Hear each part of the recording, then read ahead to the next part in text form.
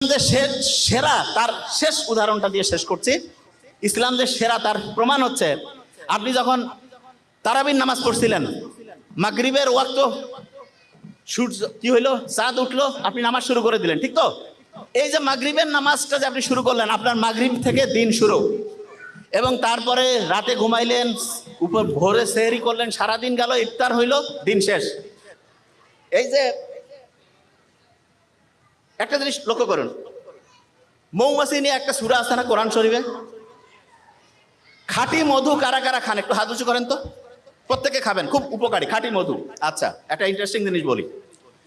মধুর যে মৌচাক আছে না, মৌচাকে কিন্তু সিকিউরিটি গার্ড অফিসার আছে। যে ভাই আপনি কি করেন, এটা কি ক্যান্টনমেন্ট? হ্যাঁ, ক্যান্টনমেন্টের মতো। অনেকে বিভিন্ন কোম্পানির নাম নিতে চাই না, কয় যে পরিশোধিত মধু। পরিশোধিত মধু, বাপ মার ভালোবাসা যদি কয় পরিশোধিত ভালোবাসা, এটা কি হবে? ওইটা তো 100% অরিজিনাল, কিসের আর পরিশোধন করবে? তা মৌচাকের মধ্যে সিকিউরিটি গার্ড অফিসার থাকে। একটা মৌমাছি যখন আসে, আসার পরে তাকে চেক করে। এই যে এয়ারপোর্টে ঢুকলে যেমন মেটাল ডিটেক্টর দিয়ে চেক করে না, এরকম প্রত্যেকটা মৌমাছিকে আলাদা আলাদা করে চেক করে। চেক করার পরে যদি দেখে তার মধ্যে কোনো জার্ম আছে, কোনো জীবাণু আছে, তাহলে তাকে আসসালামু আলাইকুম বলে বিদায় করে দেয়, ঢুকতে পারবে না। সে আবার নিজে পরিষ্কার হয়ে আবার আসে, আবার এসে চেক করে, যদি দেখে অপরিষ্কার আছে আবার ফিরায় দেয়। তৃতীয়বার আবার আসছে, আবার যদি দেখে অপরিষ্কার, তাকে মেরে ফেলে। মারাত্মক।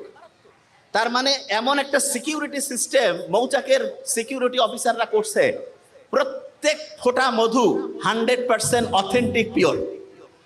এবং আল্লাহ যে মধুর কথা বলছে, মধুর যে টেম্পারেচার নিয়ন্ত্রণের জন্য একটা স্পেশাল সিস্টেম আল্লাহ দিয়ে রাখছেন। আমাদের শরীরের জন্য 35-40 ডিগ্রি তাপমাত্রা খুব ভালো, 35-40 খুব ভালো।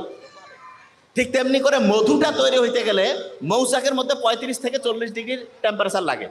এখন আপনার মাথায় একটা প্রশ্ন আসতে পারে যে গরমের সময় ধরা যাক যে সাহারা মরুভূমি, ওইখানেও মৌচাকের মধ্যে মধু হয়, তো ওইখানে তো টেম্পারেচার 50